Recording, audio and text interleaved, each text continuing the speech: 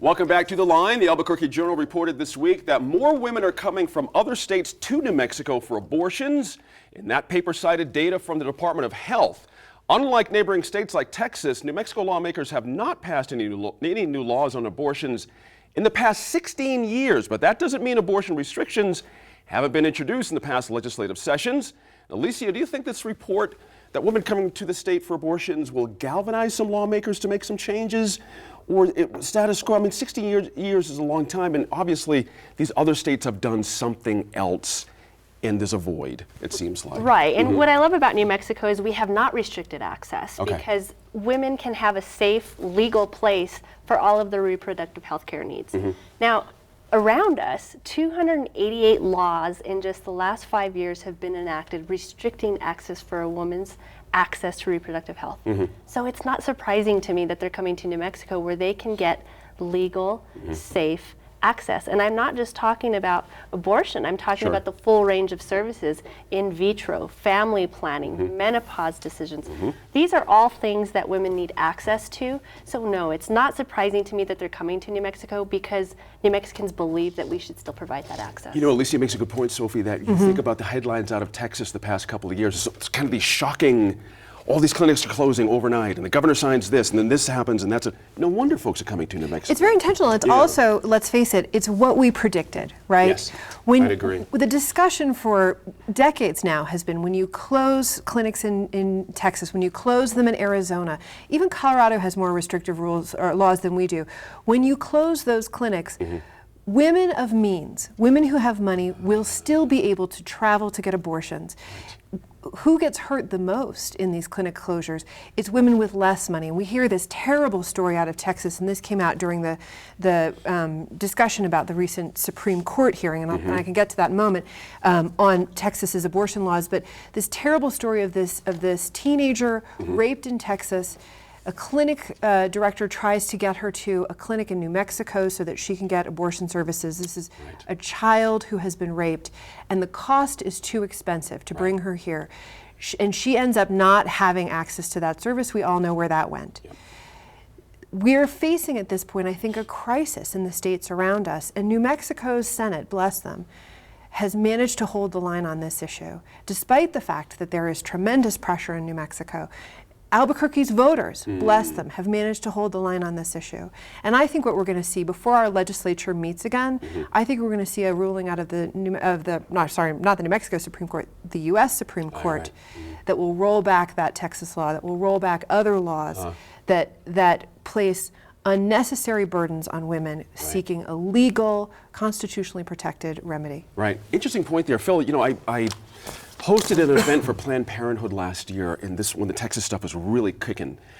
And there was this worry, as Sophie just mentioned, that this was not unexpected. But to your mind, I mean, no one's crazy about abortion, certainly unless it's, like Alicia pointed out, and Sophie just did, very serious subject for folks here. Do you think this is a bad mark on New Mexico in some manner? Does this impact who we are as a state? In your view, how do you view this? I'm curious. I think it depends on what side of the line you're on. Okay. If you're pro-life, which I am, you look at this from a different standpoint. Right. The state of New Mexico hasn't looked at this for 16 years. It is going to force the state to look at it. Okay. I think it's the long-term abortion issue that is more of an issue. The late term? The late term, rather. And I think that's the issue that probably affects most people when they start talking about abortion. But it's an issue that is so touchy for both sides of the fence that you end up with this monster argument. Yes, Texas has passed some very strong laws, and it has forced people to do different things, and it makes it bad. On the positive side, though, we've seen a drop in abortions nationwide, and so there is a movement in that regard. Right. So it is a very touchy thing. I'm pro-life, so it puts me in a whole different way of thinking. Right. I can understand that. And Tom Garrity, Phil mentions late-term abortions, and the statistics we have are interesting. The Journal reported Department of Health data that only 4 New Mexican residents had that type of abortion in 2014, and only 2 were performed on state residents in 2015. So we're not, you see the point here, only 6 total in 2 years versus a whole bigger number for folks coming out of state. Is this much ado about nothing for New Mexicans? Is this just an out-of-state problem, or how do we address this? Or is this something that needs addressing at all? Is this just the way it is? Well, as we've seen in the legislature, just because something hasn't passed for 16 years doesn't mean it hasn't come up year after year after year. That's right. It is one of those issues that comes up year after year after year. And I think the Associated Press article raises a good point in that that perhaps this election cycle, this could be one of these swing cycles as far as getting folks who are not necessarily on the extremes and more of those who are in the middle. Right. And when you get more of the folks who are in the middle on a variety of different issues, you have more of an opportunity for change to occur. Good point. So I think this election cycle is probably going to be very important for those on both sides of the issue to really kind of get their candidates in, whoever those candidates are. Glad you brought up politics, and Alicia, Sophie brought up earlier an interesting point that something will happen, it seems, but how does, I guess for the voter, for a young woman that's a voter out there, is this a big enough issue to make a decision on, a voting decision on? Meaning if you've got some candidates running on this issue saying, look, we're going to stop late-term abortions here, meaning we're going to stop everything here, is that a voting issue for you, perhaps? Or? Absolutely, Okay. and I think it is for young women across the board. And as Sophie mentioned, though, young women and families alike have already rejected these restrictive access laws in the city of Albuquerque and anything that is presented at the state level as well. And truth be told, that as Phil mentioned, across the country, abortion rates have decreased. Right. The same is true in New Mexico without the restrictive access laws. Good point there. Interesting. The point was just brought up. The point you made earlier, I want to go back to this. Yes, there has been activity on the streets of this city. There's been some crazy stuff. Anti-abortion people walking into businesses here, downtown, causing all kinds of ruckus, this, that. So the issue is at a very high volume, it seems to me. And I have to imagine if this comes back, it's going to be just as high the next time around. I think it's important to note that it's at a high volume for a relatively small group of people. Good point. We know we have from polling a large number of people who feel that that access is a woman's own choice between her and her doctor and her family, who are not pleased with the megaphones and the vans with the pictures and the whole thing. That has appeared to sort of rebound on the groups that do it. And I think to your earlier question about is this a motivator for voters, it may or may not be something that causes a voter to choose a particular candidate.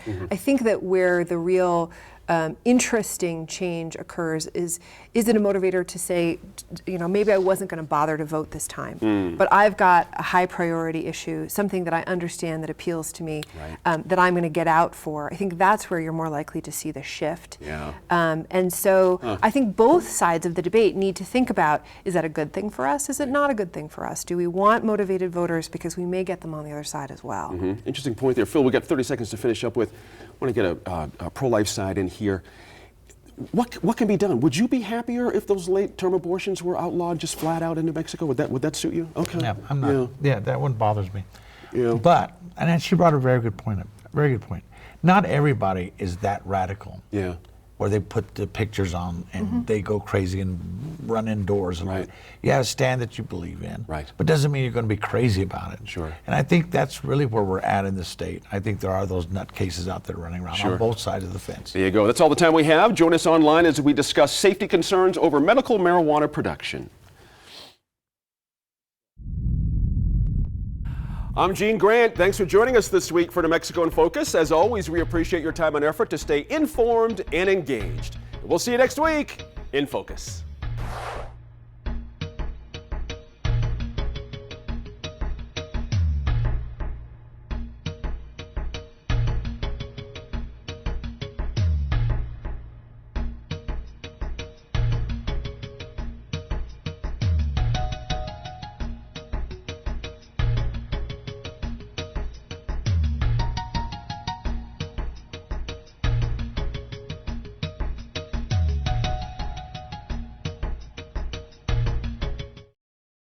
Funding for New Mexico in Focus provided by the McCune Charitable Foundation and the Nalita E. Walker Fund for KNME-TV, the KNME-TV Endowment Fund, and viewers like you.